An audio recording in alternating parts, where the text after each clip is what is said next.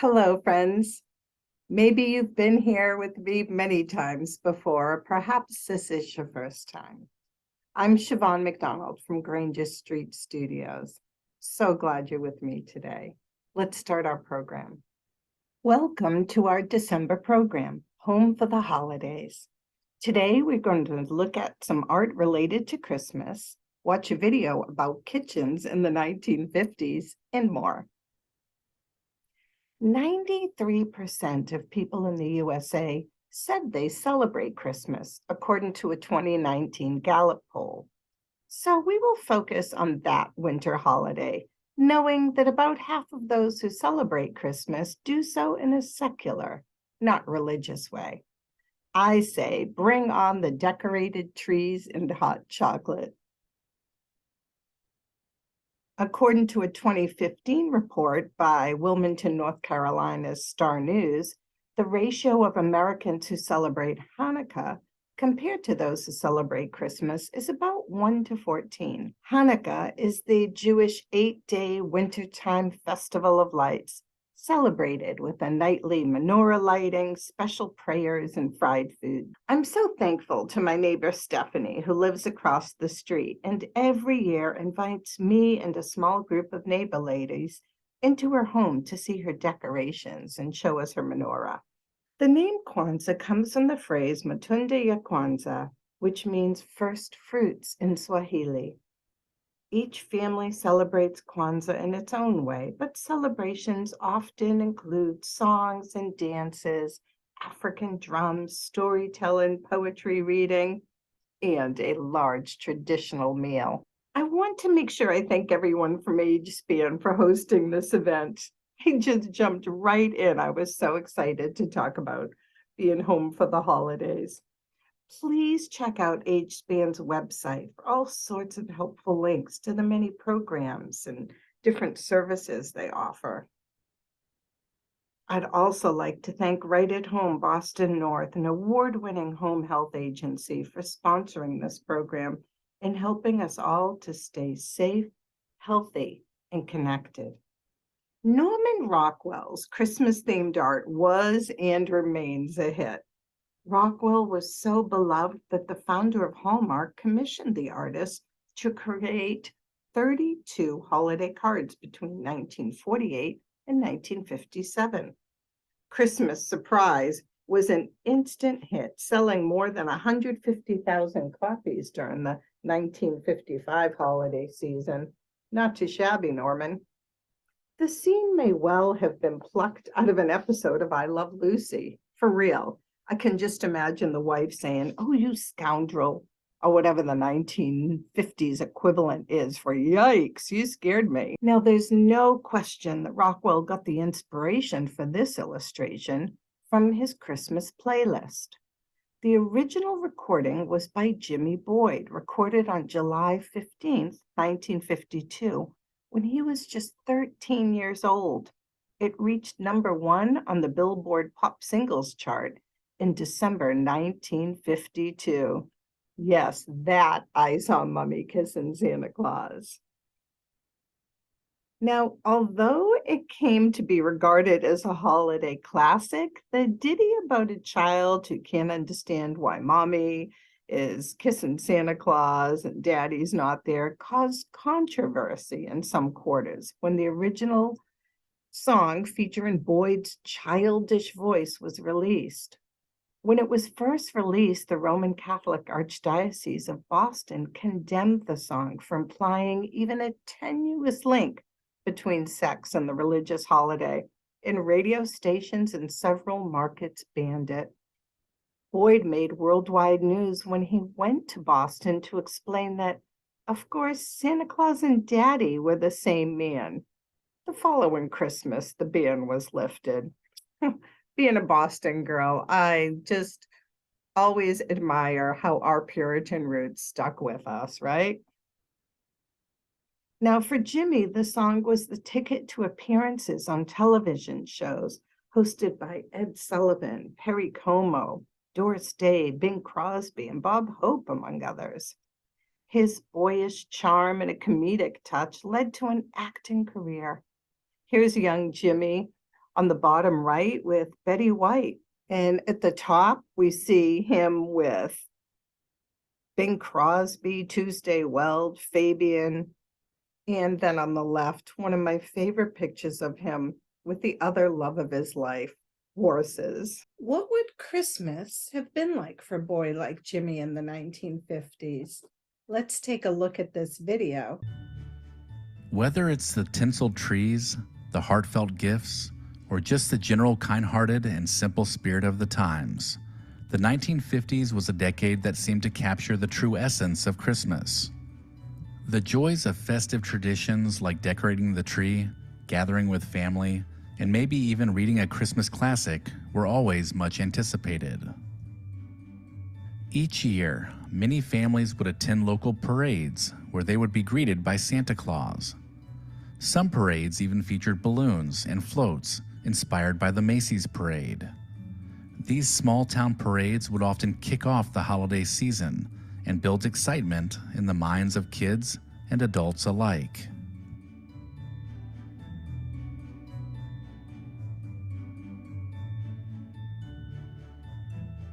Choosing the perfect Christmas tree was another tradition that many families made an effort to celebrate. Whether they were cutting down a fresh Scotch pine or selecting a new aluminum tree, adding the decorations was always a highlight. During the 1950s, bubble lights were a popular choice, and once the lights warmed up the liquid, tiny bubbles would be released up the tube, bringing the tree to life.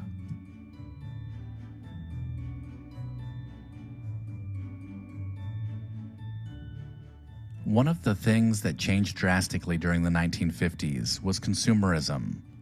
This was especially true when it came to the Christmas season, with ads flooding newspapers and magazines with the latest gadgets that men, women, and children needed for the holiday. Men were encouraged to spoil their wives with a practical gift that would make their life easier, while women were encouraged to buy men gifts that would help them relax after a hard day at work.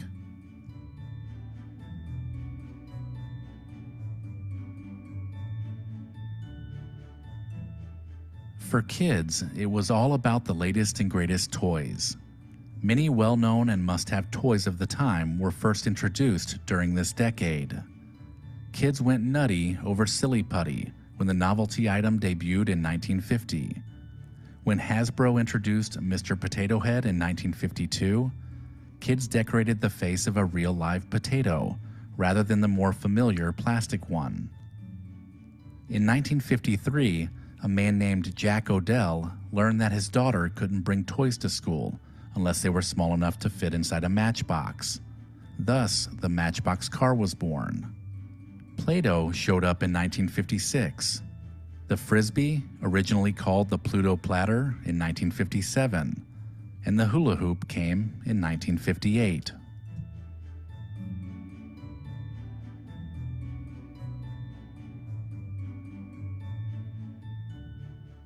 Dolls were also at the top of many Christmas lists. The Vogue doll company's Ginny dolls took girls by storm during the 1950s. Sweet Sue dolls made by the American Character Doll Company were also popular.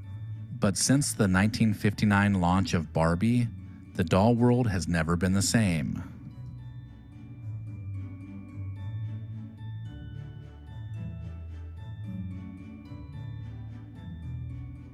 Usually, as Christmas drew closer, families would begin to gather to celebrate together.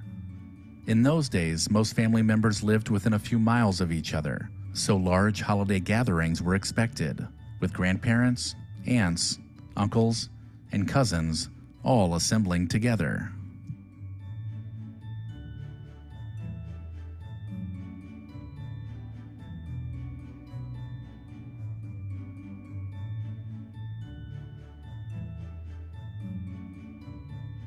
For some families, Christmas Eve wouldn't be the same without a special story reading.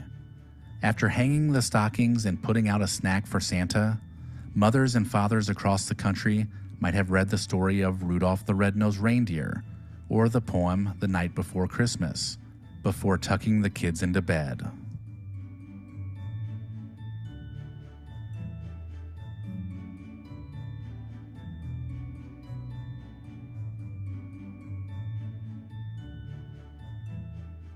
The one thing that never changes as the years pass is the sense of wonder that the Christmas holiday brings.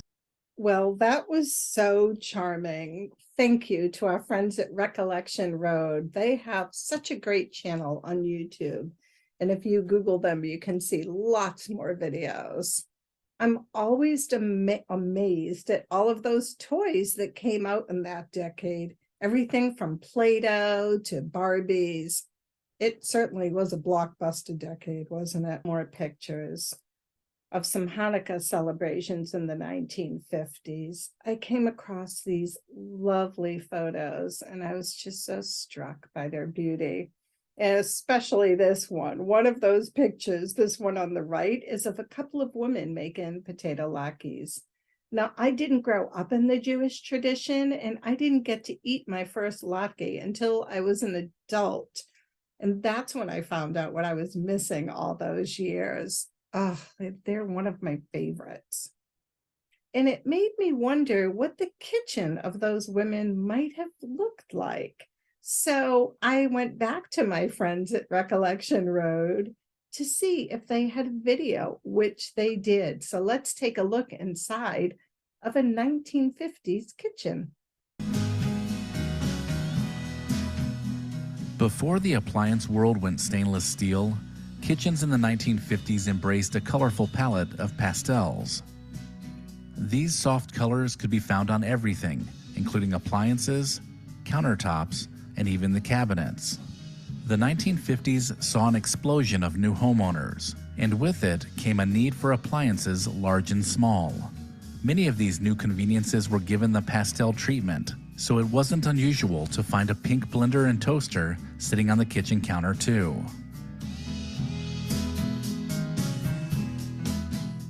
In the 1950s, modernism became fashionable, and home interior design began to incorporate the popular look of the American diner.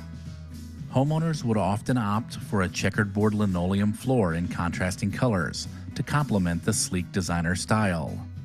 The linoleum material was durable and also very easy to take care of, making it the perfect choice to spruce up any kitchen.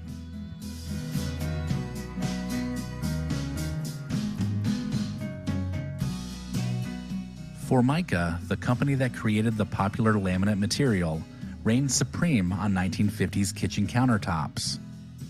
Formica was known for being durable and easy to clean, which made it ideal for high-traffic areas.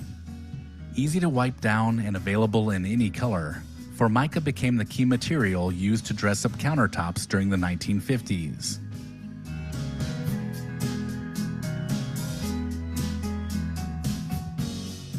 It's hard to imagine life before Tupperware, but prior to 1946, they didn't exist. During the 1950s, they became a staple of every kitchen, with their sleek and stackable solution to storing leftovers. Tupperware parties also began to be hosted by housewives around the neighborhood, and this is where you could order your own set of brightly colored containers.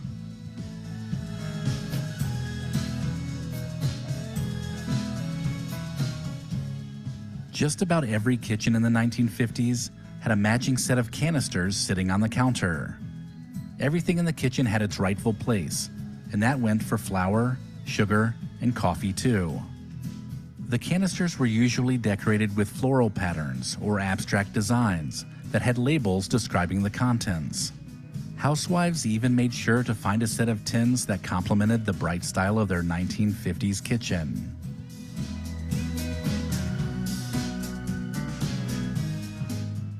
During the 50s, Pyrex became a household name.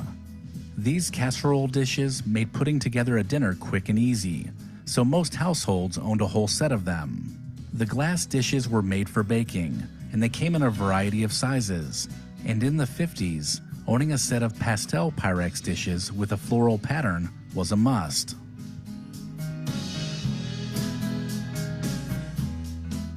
In the 1950s, you could have just put butter in a bowl or on a plate, but mothers everywhere went the extra mile and dressed up their butter using decorative molds. With the emphasis on butter being beautiful, there were molds for any occasion and countless designs to choose from. What we know as a simple stick of butter today was actually a work of art back then.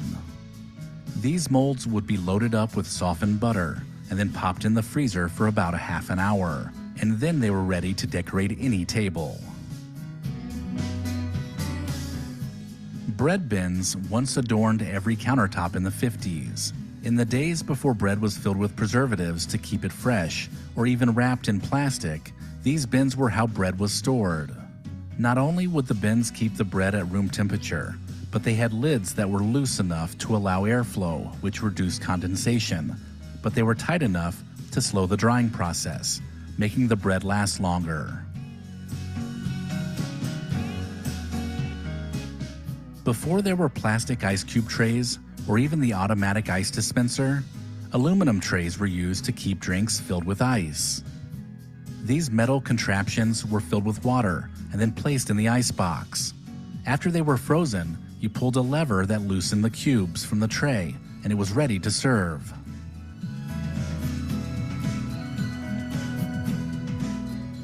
Prior to having electric hand mixers, kitchens across the United States used a manual hand mixer to incorporate ingredients. These metal devices used gears to turn the beaters, and they weren't easy to use, but once you got into a rhythm, they got the job done. By the end of the decade, electric hand mixers were available and did a much better job, but the manual mixer was always in the drawer just in case.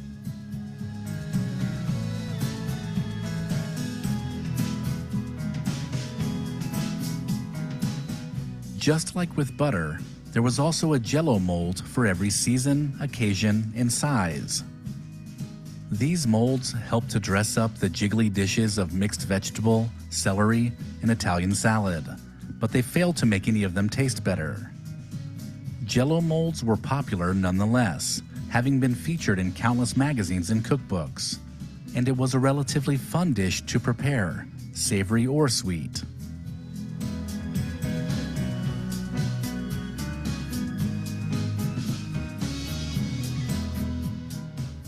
During the 1950s, standing between the Formica countertop and a scalding hot pan may have been a cast iron or brass trivet. These heavy but highly decorative trivets were popular in kitchens of this time, and they are now highly collectible antiques. The decorative metals also made these items popular wall decor, but that was when they were not protecting a countertop.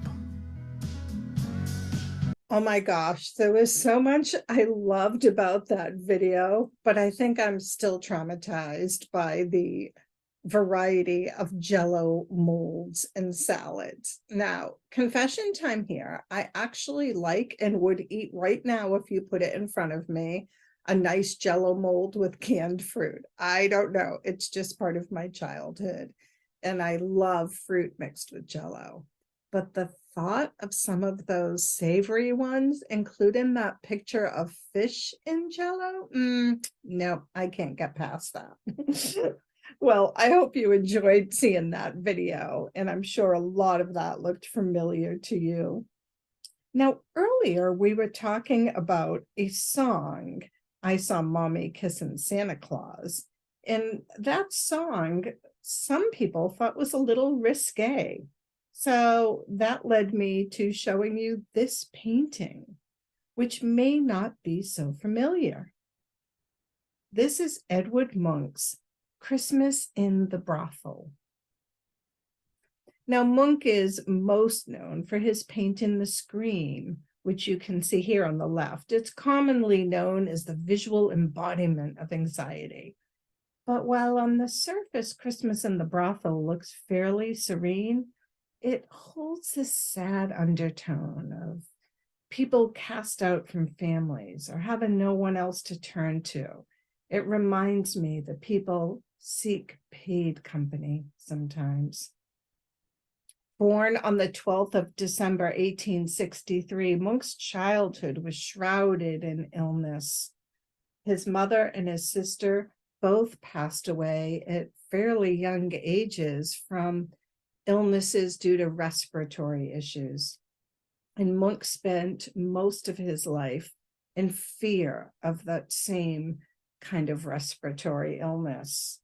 There also was mental illness in the family that ran through the family.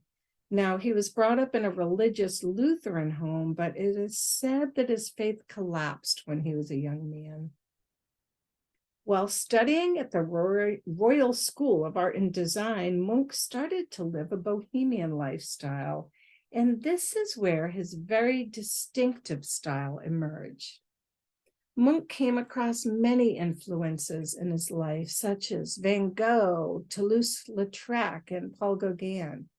Throughout his journey, his personal life was fraught with mental illness, though, and heavy drinking. And at the peak of his career, his mental stability was a tightly drawn string, which led to a breakdown in 1908. And that resulted in him giving up drinking. Christmas at the Brothel was painted between 1903 and 1904. So it was probably during that peak of his mental instability. A commissioned painting deal had fallen through due to a disagreement. Now, the painting doesn't really scream brothel. The women are all clothed, and at a glance, you could be forgiven for thinking it is just women in a sitting room. There is a Christmas tree central to this painting. It's a fairly stark room aside from the Christmas tree, and the main focal point is this woman in the front who's reading, focused on her small book and smoking. We see this cigarette in her hand. But the white shirt of this woman in the foreground, because of those muted colors, this white shirt really stands out. And now that we know it is a brothel, it seems kind of ironic for a lady of disrepute to be wearing white at Christmas. But this is an ironically unholy Christmas scene. But I can tell you, as I was flipping through and looking at various paintings of Christmas time, I was struck by the beautiful lines in this. I love the curve of her updo hair and the beautiful curves of her rounded face. In just a few lines, Munch has described the position of this woman.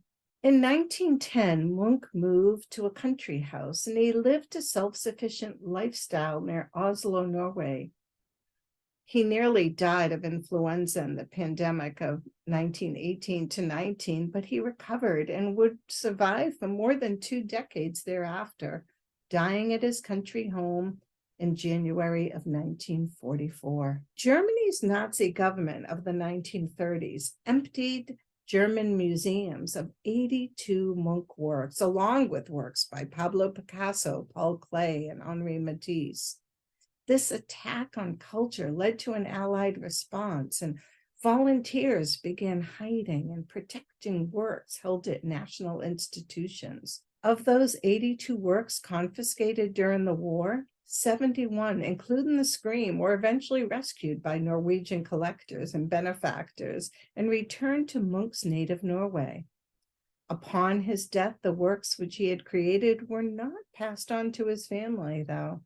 He instead had willed that they be donated to the Norwegian government, and they were placed in museums, shows, and public buildings throughout Norway. With the massive amount of artwork they had now, the country decided to build the Munch Museum of Art. This was done to commemorate the work, life, and generosity Munch showed in passing his artwork over to the government so that it could be enjoyed by everyone. Side note, in May of 1912, Munch's painting The Scream went to the auction block, selling at Sotheby's in New York for more than $119 million, a record-breaking price, which sealed its reputation as one of the most famous and important works of art ever produced. Prior to the auction, The Scream was owned by a Norwegian real estate developer whose father was a neighbor of Munch's. The family protected the painting from the Nazis during World War II. It is one of the 4 existing versions of this portrait. The city of Oslo has built a new Munch museum. It just opened last year in October of 2021 on the waterfront.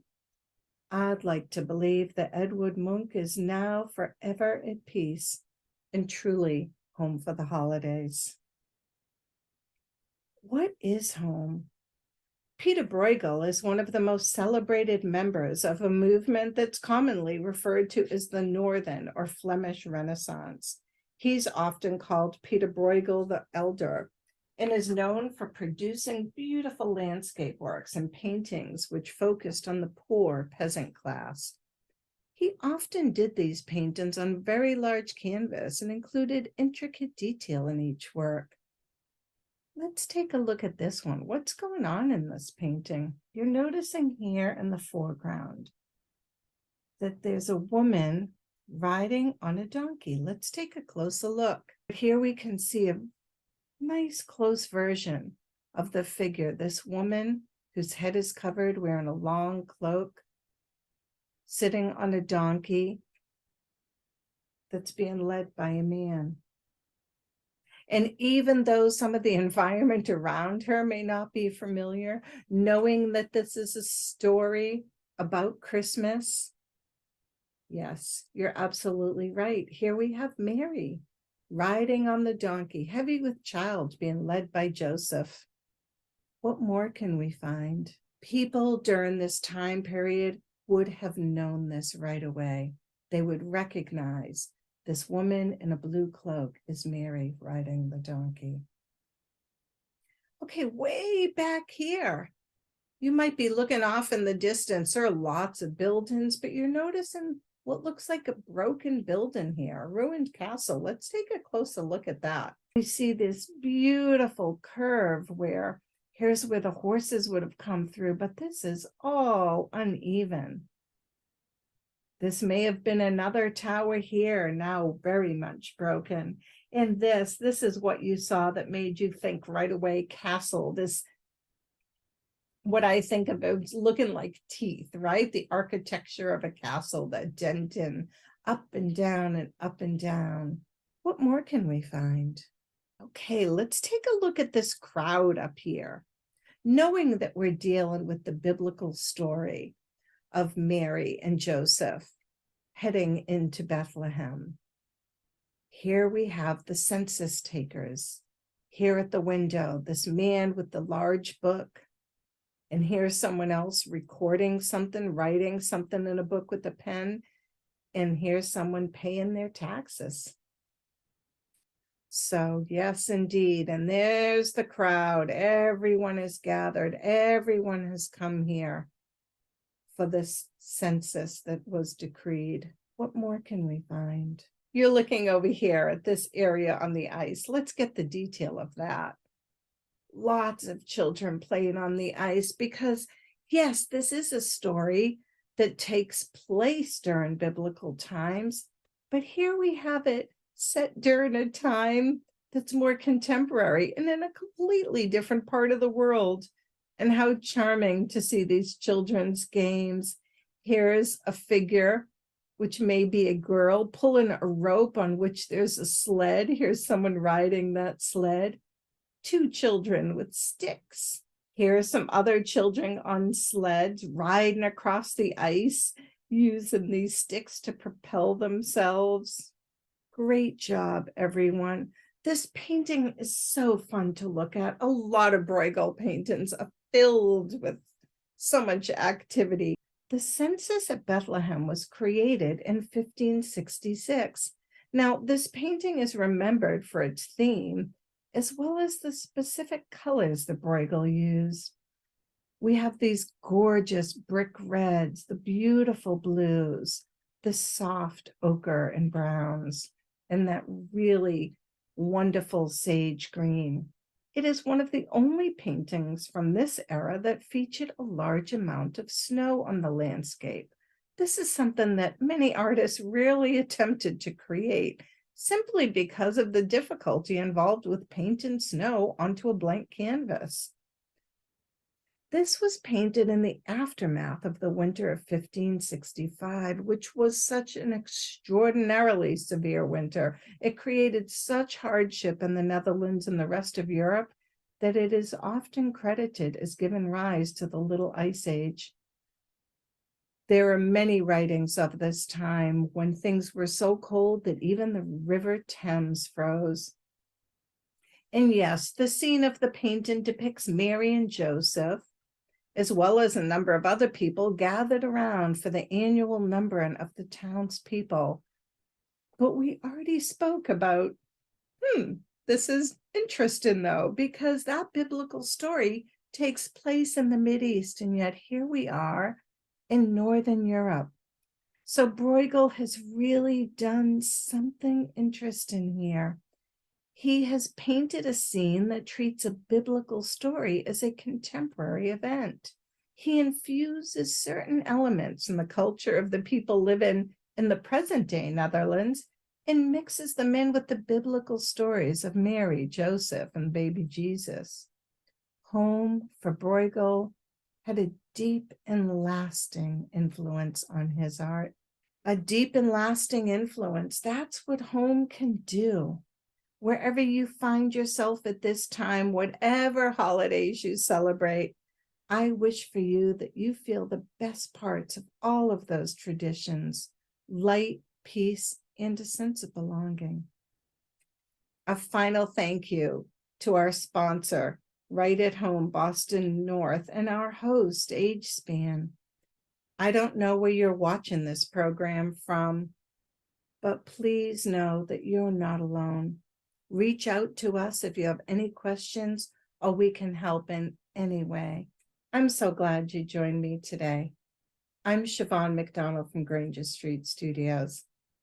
Until next time, goodbye, friends. Goodbye, friends. Goodbye, friends. It's time to say goodbye. Goodbye, my friends. I'll see you next month.